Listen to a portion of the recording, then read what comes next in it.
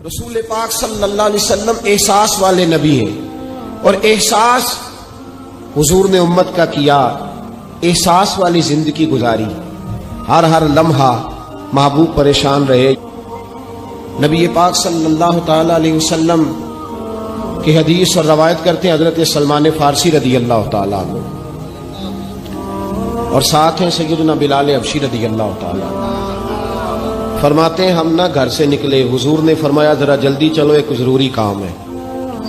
فرماتے ہیں بڑی تیزی کے ساتھ آج روٹین سے ہٹ کر محبوب نے تیز تیز قدم مبارک اٹھائے، تیز تیز، اور فرماتے ہیں ایک گلی ہم نے کراس کی، دوسری گلی میں جو پہنچے تو پھٹے پرانے کپڑے، سادی سی بیوی، اور حالت بتاتی تھی کہ بیچاری کسی غریب گھر کی ہے، وہ سڑک پہ کھڑی تھی اور رو رہی تھی۔ میرے کریم رسول نے فرمایا بلال اسے پوچھو کیا مسئلہ ہے، کیوں روتی ہے؟ تو حضرت سلمان عرض کرتے ہیں میں نے کہا حضور میں پوچھ لیتا ہوں، آپ جائیے، کام بڑا ضروری ہے جو نکلیں، میں معلومات کرتا ہوں۔ تو محبوب نے فرمایا نہیں، اس کے آنسو پوچھنے سے ضروری کوئی کام بھی نہیں، پہلے اس کی داد رسی ہوگی، اسے پہلے پوچھا جائے گا۔ روتے نہیں رہتے لوگ گھروں میں، لوگ گزر نہیں جاتے چپ کر کے، کتنے لوگ تڑپتے ہیں، کون احساس کرتا ہے؟ نبی پاک سید عالم صلی اللہ علیہ وسلم رکے اور اس خاتون سے پوچھا کیا بات ہے؟ اس نے کہا کہ بات کوئی بھی نہیں، میرا ایک ہی موٹا سا مسئلہ ہے۔ کہا وہ کیا؟ کہنے لگی میں غریب ہوں، اور غریبی بذات خود بہت بڑا گناہ ہوتی ہے، لوگ بڑا جرم سمجھتے ہیں اس کو بذات خود۔ میں نے شروع میں کہا نا کہ مذہبی سٹیج کی بھی صدارت غریب آدمی نہیں کر سکتا، کیونکہ غریب جو ہوا جد کول دتھی ہونی انہیں نیڑے بہنا ہے نا جی، جد کول نہیں انہیں تو پیچھے جا کے بہنا اینڈ تے کول کہڑا دتھی ہے۔ اس سٹیج پہ بھی غریب آدمی کی صدارت نہیں ممکن ہو ہی نہیں سکتا۔ میرے رسول پاک سید عالم صلی اللہ تعالی علیہ وآلہ وسلم نے فرمایا پہلے اسے پوچھو کیا مسئلہ ہے۔ وہ کہنے لگی میں غریب ہوں، بوڑھی ہو گئی ہوں، ساری زندگی غلامی میں گزاری ہے، تیل لینے آئی تھی 5 دینار کا، بوتل میں تیل بھروایا ہے، اور اب بوڑھی ہوں نا تو کمر درد کرتی ہے، پیر پیچھے موڑا ہے تو میں گری ہوں، تیل زمین پی گئی ہے، اب زمین تو واپس نہیں کرتی، لیکن واپس جاؤں گی تو ایک یہودی عورت کی ملازمہ ہوں، وہ درے سے مارے گی، کھال ادھیڑ دے گی، میں بڑی پریشان ہوں، اب نہیں مار کھائی جاتی، ہڈیاں بوڑھی ہیں، قربان جاؤں۔ حضرت بلال کو حضور نے حکم دیا، فرمایا دوڑ کے گھر جا 5 دینار لا۔ فرماتے ہیں 5 دینار لائے، تیل خرید کے دیا، وہ پھر رونے لگی۔ فرمایا آپ کیوں روتی ہے؟ اس نے کہا بتایا نا غریب ہوں، غریب کا جرم کوئی نہیں ہوتا، لیکن پیس دیا جاتا ہے، پھر بھی مار تو اب بھی پڑے گی، اب کیوں پڑے گی؟ تو عرض کرنے لگی محبوبہ مار اس لیے پڑے گی کہ دیر سے کیوں آئی ہے۔ تو میرے کریم رسول اور وہ بی بی حضور ابھی آئے ہیں مدینہ طیبہ، امام یوسف صالحی فرماتے ابھی آئے تھے حضور، سبل الہدی والرشاد کے مصنف کہتے ابھی آئے تھے نبی پاک، وہ جانتی بھی نہیں تھی۔ تو سید عالم صلی اللہ تعالی علیہ وسلم نے فرمایا اچھا مار پڑے گی؟ کہا ہاں۔ او بھائی کونسلر جو کل آپ کو کہہ رہا تھا نا میں آپ کا خادم ہوں، کونسلر بے گناہ، بلکہ ہمارے ایس ایچ او صاحب اگر چودھری پہ پرچہ آ جائے تو اس کو ٹیلی فون کر کے پوچھتے ہیں صاحب جی تہاڈے خلاف درخواست آئی ہے، کی کرنا ہے؟ تو غریب آدمی بیچارہ، اس کی غلطی یہ تھی کہ وہ غریب تھا تو اس نے ریڑھی لگا لی چوک میں، اس کو دبوچ کے لے گئے، تینوں پتہ نہیں اتنے نہیں کھلوئی دا، تو اس کے پاس کل انویسٹمنٹ ہی 5000 تھی، سارا لے گئے۔ پھر وہ کونسلر صاحب کے پاس چلا گیا، سر میرے نال چلے آجے ذرا میں تھانے جانا۔ انہوں نے کہا گڈی کرائی آ، پیسے ہے نہیں ایویں تھانے جائیدا ہے۔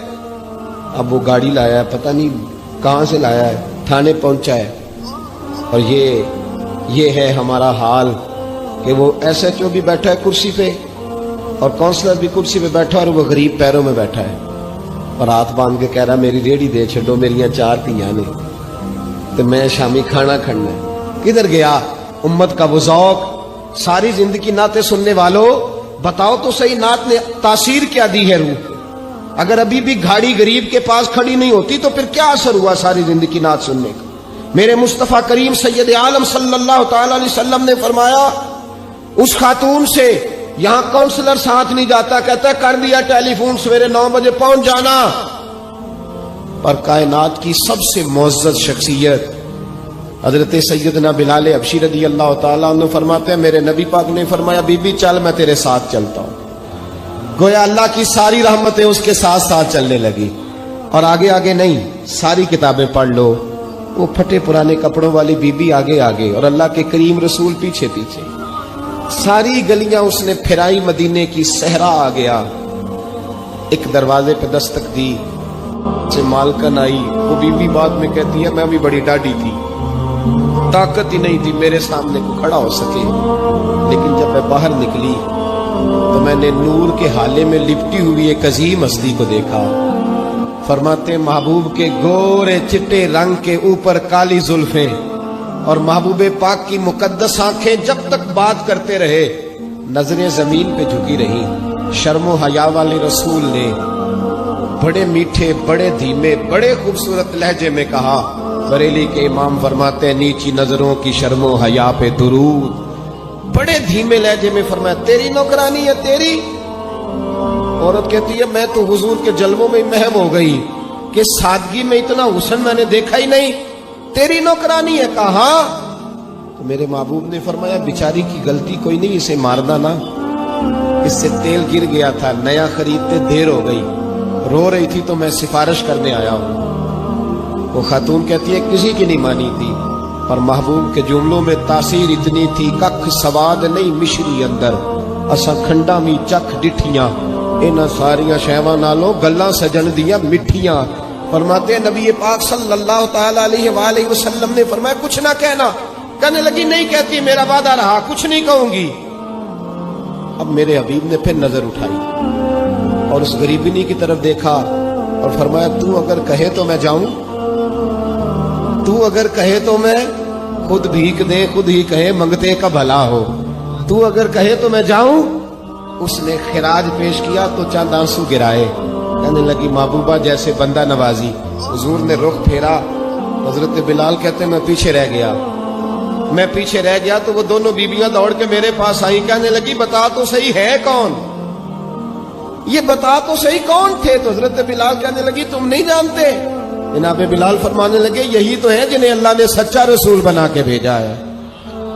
بیبیاں دوڑ کے آئی. کہنے لگی محبوبہ دروازے تک آئے ہو تو خالی تو نہ لوٹاؤ، مہربانی فرماؤ ہمیں بھی کلمہ پڑھا دو.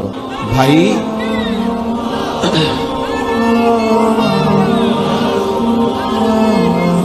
اگر دولت احساس ہے نا پھر تو زندہ ہے. جو زندہ ہوتا ہے اس میں لچک ہوتی ہے، جو مر جاتا ہے وہ اکڑ جاتا ہے. اگر زندگی ہے تو پھر احساس ہونا چاہیے. اگر تیرے اندر زندگی ہے تو پھر احساس ہے، اور اگر تیرے اندر احساس نہیں رہا تو پھر زندگی زندہ دلی کا نام ہے.